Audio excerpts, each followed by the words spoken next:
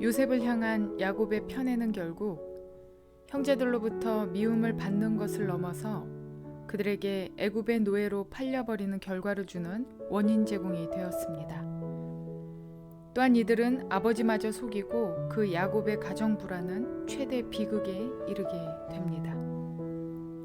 그러나 큰 숲으로 볼 때 하나님께서 아브라함에게 언약하셨던 말씀의 성취가 시작되는 과정이죠. 물론 야곱과 어머니 리브가의 이야기에서처럼 하나님의 뜻보다 앞선 그 인간의 생각과 악한 선택을 하도록 주님이 조장하셨다는 것이 아닙니다. 선한 길로 인도하실 주님을 의지하지 않고 자신들의 악한 뜻대로 행하는 자들의 그 결국까지도 하나님께서는 언약의 성취로 이끌어 가시는 분이라는 사실입니다. 한편 유다는 집을 나와서 가나안 여자와 결혼하여 세 아들을 낳았습니다. 그런데 두 아들이 아버지인 자신보다 일찍 죽는 것을 경험합니다. 그러면서 유다는 자신의 아버지인 야곱에 대한 이해의 폭을 넓히며 보다 성숙한 사람이 되어갑니다. 이러한 내용을 기억하시고 통독에 도움이 되시기를 바랍니다. 창세기 37장. 야곱은 자기 아버지가 몸부쳐 살던 땅, 곧 가나안 땅에서 살았다. 야곱의 역사는 이러하다. 17살 된 소년 요셉이 아버지의 첩들인 비라와 실바가 낳은 형들과 함께 양을 치는데 요셉은 형들의 허물을 아버지에게 일러 바치곤 하였다. 이스라엘은 늙음하게 요셉을 얻었으므로 다른 아들들보다 요셉을 더 사랑하여서 그에게 화려한 옷을 지어서 입혔다. 형들은 아버지가 그를 자기들보다 더 사랑하는 것을 보고서 요셉을 미워하며 그에게 말 한마디도 다정스럽게 하는 법이 없었다. 한 번은 요셉이 꿈을 꾸고서 그것을 형들에게 말한 일이 있는데 그 일이 있은 뒤로부터 형들은 그를 더욱더 미워하였다. 요셉이 형들에게 말하였다. 내가 꾼 꿈 이야기를 한번 들어보세요. 우리가 밭에서 곡식단을 묶고 있었어요. 그런데 갑자기 내가 묶은 단이 우뚝 일어서고 형들의 단이 나의 단을 둘러서서 절을 하였어요. 형들이 그에게 말하였다. 네가 우리의 왕이라도 될성 싶으냐? 정말로 네가 우리를 다스릴 참이냐? 형들은 그의 꿈과 그가 한 말 때문에 그를 더욱더 미워하였다. 얼마 뒤에 그는 또 다른 꿈을 꾸고 그것을 형들에게 말하였다. 들어보셔요. 또 꿈을 꾸었어요. 이번에는 해와 달과 별 11개가 나에게 절을 했어요. 그가 아버지와 형들에게 이렇게 말할 때에 그의 아버지가 그를 꾸짖었다. 네가 꾼 그 꿈이 무엇이냐? 그래, 나하고 너희 어머니하고 너희 형들이 함께 너에게로 가서 땅에 엎드려서 너에게 절을 할 것이란 말이냐? 그의 형들은 그를 시기하였지만 아버지는 그 말을 마음에 두었다. 그의 형들은 아버지의 양떼를 치려고 세겜 근처로 갔다. 이스라엘이 요셉에게 말하였다. 네가 알고 있듯이 너의 형들이 세겜 근처에서 양을 치지 않느냐? 내가 너를 너의 형들에게 좀 보내야겠다. 요셉이 대답하였다. 다녀오겠습니다. 이스라엘이 요셉에게 말하였다. 너의 형들이 잘 있는지 양들도 잘 있는지 가서 살펴보고 나에게 와서 소식을 전해다오. 그의 아버지는 헤브론 골짜기에서 그를 떠나보냈다. 요셉이 세겜에 도착하였다. 어떤 사람이 보니 요셉이 들에서 헤매고 있었다. 그가 요셉에게 물었다. 누구를 찾느냐? 요셉이 대답하였다. 형들을 찾습니다. 우리 형들이 어디에서 양을 치고 있는지 나에게 일러주시겠습니까? 그 사람이 대답하였다. 너의 형들은 여기에서 떠났다. 도단으로 가자고 하는 말을 내가 들었다. 그래서 요셉은 형들을 뒤따라가서 도단 근처에서 형들이 있는 곳을 알아냈다. 그런데 그의 형들은 멀리서 그를 알아보고서 그를 죽여버리려고 그가 그들에게 가까이 오기 전에 음모를 꾸몄다. 그들은 서로 마주보면서 말하였다. 야, 저기 꿈꾸는 녀석이 온다. 자, 저 녀석을 죽여서 아무 구덩이에나 던져놓고 사나운 들짐승이 잡아먹었다고 하자. 그리고 그 녀석의 꿈이 어떻게 되나 보자. 루벤이 이 말을 듣고서 그들의 손에서 요셉을 건져내려고 그들에게 이렇게 말하였다. 목숨만은 해치지 말자. 피는 흘리지 말자. 여기 들판에 있는 구덩이에 그 아이를 던져 넣기만 하고 그 아이에게 손을 대지는 말자. 루벤은 요셉을 그들에게서 건져내서 아버지에게 되돌려 보낼 생각으로 이렇게 말한 것이다. 요셉이 형들에게로 오자 그들은 그의 옷, 곧 그가 입은 화려한 옷을 벗기고 그를 들어서 구덩이에 던졌다. 그 구덩이는 비어있고 그 안에는 물이 없었다. 그들이 앉아서 밥을 먹고 있는데 고개를 들고 보니 마침 이스마엘 상인 한 떼가 길르앗으로부터 오는 것이 눈에 띄었다. 낙타에다 향품과 유황과 몰약을 싣고 이집트로 내려가는 길이었다. 유다가 형제들에게 말하였다. 우리가 동생을 죽이고 그 아이의 피를 덮는다고 해서 우리가 얻는 것이 무엇이냐. 자, 우리는 그 아이에게 손을 대지는 말고 차라리 그 아이를 이스마엘 사람들에게 팔아넘기자. 아무래도 그 아이는 우리의 형제요 우리의 피부치이다. 형제들은 유다의 말을 따르기로 하였다. 그래서 미디안 상인들이 지나갈 때에 형제들이 요셉을 구덩이에서 꺼내어 이스마엘 사람들에게 은 20냥에 팔았다. 그들은 그를 이집트로 데리고 갔다. 루벤이 구덩이로 돌아와 보니 요셉이 거기에 없었다. 그는 슬픈 나머지 옷을 찢고서 형제들에게 돌아와서 말하였다. 그 아이가 없어졌다. 나는 이제 어디로 가야 한단 말이냐. 그들은 순념소 한 마리를 죽이고 요셉의 옷을 가지고 가서 거기에 피를 묻혔다. 그들은 피 묻은 그 화려한 옷을 아버지에게로 가지고 가서 말하였다. 우리가 이 옷을 주었습니다. 이것이 아버지의 아들의 옷인지 잘 살펴보시기 바랍니다. 그가 그 옷을 알아보고서 부르짖었다. 내 아들의 옷이다. 사나운 들짐승이 그 아이를 잡아먹었구나. 요셉은 찢겨서 죽은 것이 틀림없다. 야곱은 슬픈 나머지 옷을 찢고 베옷을 걸치고 아들을 생각하면서 여러 날을 울었다. 그의 아들, 딸들이 모두 나서서 그를 위로하였지만 그는 위로받기를 마다하면서 탄식하였다. 아니다. 내가 울면서 나의 아들이 있는 수올로 내려가겠다. 아버지는 잃은 자식을 생각하면서 울었다. 그리고 미디안 사람들은 이집트에서 요셉을 보디발이라는 사람에게 팔았다. 그는 바로의 신하로서 경호대장으로 있는 사람이었다. 창세기 38장. 그 무렵에 유다는 형제들에게서 떨어져 나가 히라라고 하는 아둘람 사람이 사는 곳으로 가서 그와 함께 살았다. 유다는 거기에서 가나안 사람 수아라고 하는 사람의 딸을 만나서 결혼하고 아내와 동침하였다. 그가 임신하여 아들을 낳으니 유다가 그 아들 이름을 에르라고 하였다. 그가 또 임신하여 아들을 낳았다. 이번에는 아이의 어머니가 그 아들 이름을 오난이라고 하였다. 그가 또다시 아들을 낳고 이름을 셀라라고 하였다. 그가 셀라를 낳은 곳은 거십이다. 유다가 자기 맏아들 에르를 결혼시켰는데 그 아내의 이름은 다말이다. 유다의 맏아들 에르가 주님께서 보시기에 악함으로 주님께서 그를 죽게 하셨다. 유다가 오난에게 말하였다. 너는 형수와 결혼해서 시동생으로서의 책임을 다해라. 너는 네 형의 이름을 이을 아들을 낳아야 한다.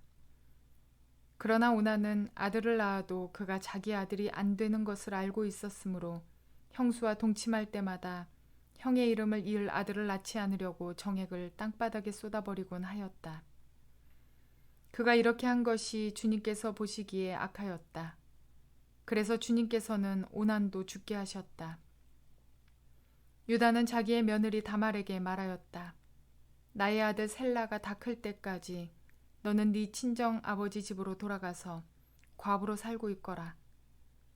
유다는 셀라를 다말에게 주었다가는 셀라도 제 형들처럼 죽을지 모른다고 생각하였다.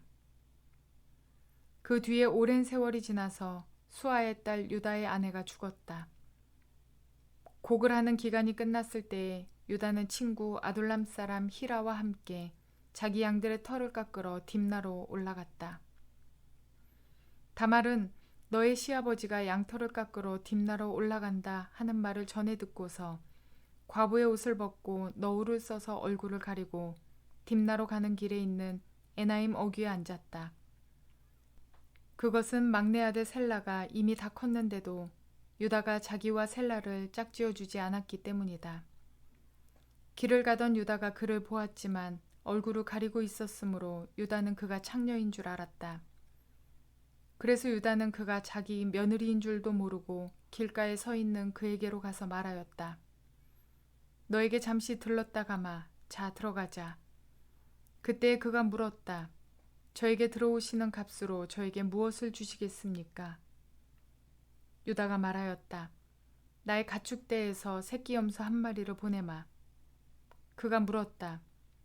그것을 보내실 때까지 어떤 물건이든지 담보물을 주시겠습니까? 유다가 물었다. 내가 너에게 어떤 담보물을 주랴? 그가 대답하였다. 가지고 계신 도장과 허리끈과 가지고 다니시는 지팡이면 됩니다. 그래서 유다는 그것들을 그에게 맡기고서 그에게 들어갔는데 다말이 유다의 아이를 임신하게 되었다. 다말은 집으로 돌아와서 너울을 벗고 도로 과부의 옷을 입었다. 한편 유다는 자기 친구 아둘람 사람 편에 새끼 염소 한 마리를 보내고 그 여인에게서 담보물을 찾아오게 하였으나 그 친구가 그 여인을 찾지 못하였다. 그 친구는 거기에 사는 사람들에게 에나임으로 가는 길가에 서 있던 창녀가 어디에 있느냐고 물었다. 그러나 그들의 말이 거기에는 창녀가 없다고 하였다. 그는 유다에게 돌아가서 말하였다. 그 여인을 찾지 못하였네. 그보다도 거기에 사는 사람들이 그러는데 거기에는 창녀가 없다고 하네. 유다가 말하였다. 가질 테면 가지라지. 잘못하다가는 창피만 당하겠네. 어찌하였든지 나는 새끼 염소 한 마리를 보냈는데 다만 자네가 그 여인을 찾지 못한 것뿐일세. 석 달쯤 지난 다음에 유다는 자기의 며느리 다말이 창녀짓을 하여 임신까지 했다는 소문을 들었다. 유다가 명하였다. 그를 끌어내서 화형에 처하여라. 그는 끌려 나오면서 시아버지에게 전가를 보냈다. 저는 이 물건 임자의 아이를 배웠습니다. 하고 말하였다. 다말은 또 말을 계속하였다. 잘 살펴보십시오. 이 도장과 이 허리끈과 이 지팡이가 누구의 것입니까? 유다는 그 물건들을 알아보았다. 그 아이가 나보다 옳다. 나의 아들 셀라를 그 아이와 결혼시켰어야 했는데 하고 말하였다. 유다는 그 뒤로 다시는 그를 가까이 하지 않았다. 다말이 몸을 풀 때가 되었는데 태 안에는 쌍둥이가 들어있었다. 아기를 막 낳으려고 하는데 한 아이가 손을 내밀었다. 산파가 진홍색 실을 가져다가 그 아이의 손목에 감고서 말하였다. 이 아이가 먼저 나온 녀석이다. 그러나 그 아이는 손을 안으로 다시 끌어들였다. 그런 다음에 그의 아우가 먼저 나왔다. 산파가 어찌하여 네가 터뜨리고 나오느냐 하고 말하였다. 그래서 그 아이 이름을 베레스라고 하고 그의 형 곧 진홍색 실로 손목이 묶인 아이가 뒤에 나오니 아이 이름을 세라라고 하였다. 창세기 37장에서 50장까지의 내용은 요셉을 중심으로 전개되는 야곱 일가의 이야기입니다. 드라마로 보자면 요셉이 형들에 의해 팔려가면서 요셉의 새로운 삶의 시작으로 절정에 이르는 중요한 사건이 벌어졌는데 오늘 본문 38장에서 느닷없는 유다의 이야기가 한편 유다는 이런 듯한 다른 드라마 유다와 다말 사건의 이야기가 나왔습니다. 당시 유일무이한 하나님 언약 백성인 야곱 가문의 신앙적 상태를 돌아보자니 장자 루우벤은 아버지의 첩과 동침한 사건이 있었고 그리고 세겜족에게서 하나님의 언약의 징표를 빌미로 그들을 학살하고 약탈한 사건도 있었고 또 야곱의 자녀들이 자신의 형제 요셉을 인신매매하는 사건, 그리고 오늘 본문에 나타난 유다가 며느리에게 사회적 의무를 다하지 않자 며느리 다말이 시아버지를 속여서 근친상간으로 대를 이어가는 모습까지 그들의 신앙을 과연 여호와 신앙을 가진 자들이라 부르기가 참 쉽지 않습니다. 영적으로 도덕적으로 타락한 그들을 보며 신앙의 기강이나 영성이라고는 찾아볼 수 없기 때문입니다. 그런데 그럼에도 불구하고 놀라운 것은 그들의 도덕적 영적 상태와는 무관하게 하나님께서 당신의 언약을 이들과도 지켜나가신다는 사실입니다. 특히나 유다와 요셉의 삶은 공통적인 면과 대조적인 면모를 보여주고 있는데요. 유다는 자의에 의해서, 요셉은 타의에 의해서 독립적인 삶을 살지만 두 사람 모두 가족들로부터 따로 산다는 공통점을 지녔습니다. 이 두 사람은 모두 여인으로부터 유혹을 받는데 유다는 창녀로 위장한 며느리에게, 그리고 요셉은 주인 보디발의 아내에게 유혹을 받습니다. 그리고 유다와 요셉은 인격적인 면에서 매우 대조적인 사람들이었는데 유다는 창녀를 가까이 한 사람이었고 요셉은 안주인의 유혹을 뿌리치는 사람이었으며 결국 이 일로 인해 누명을 쓰고 감옥에 투옥됩니다. 유다는 며느리와의 약속을 지키지 않는 사람이었다면 요셉은 무슨 일이 있어도 하나님께 범죄하지 않겠다는 자신과의 약속을 지키기 위해 감옥살이까지 감수한 사람이었습니다. 유다는 창녀와 잠자리를 같이 하는 일이 전혀 거리낌 없이 할 수 있는 부도덕한 사람이었던 반면 요셉은 절대 죄를 짓지 않겠다는 신념과 각오로 살아왔던 사람입니다. 그래서 유다는 하나님에 대한 믿음이 불분명한 사람이었다면 요셉은 하나님만 의지하며 사는 사람이었습니다. 믿음을 굳건히 지키며 살아가는 요셉을 통해서도 민족의 위기를 구원으로 이끄시지만 연약한 유다를 통해서도 그가 고난 중에 성숙해가며 결국 변화된 삶을 이룰 때 그의 혈통에서, 그의 후손에서 다윗과 같은 통치자 그리고 세상을 구원하시는 예수 그리스도의 역사가 이루어지기도 합니다. 우리는 때로 믿음 좋은 사람을 통해 일하시는 하나님은 당연하시고 도덕적, 영적 미수가 같은 자들을 통해 일하시는 하나님을 인정하기 힘들어합니다. 그러나 하나님의 크신 계획과 그분의 지혜와 역사는 우리의 이해 안에 담을 수 있는 것이 아닙니다. 오늘도 나와 같은 영적 미수가 도덕적 결함을 가진 자에게도 너를 고쳤을 거야 말씀하시는 하나님의 위로와 사랑에 감사하시며 당신과 같이 굳건한 믿음을 소유한 자를 통해 민족을 구원하시며 역사를 이루어 가시는 하나님을 찬양하시는 우리 모두가 되시기를 주님의 이름으로 축원을 드립니다.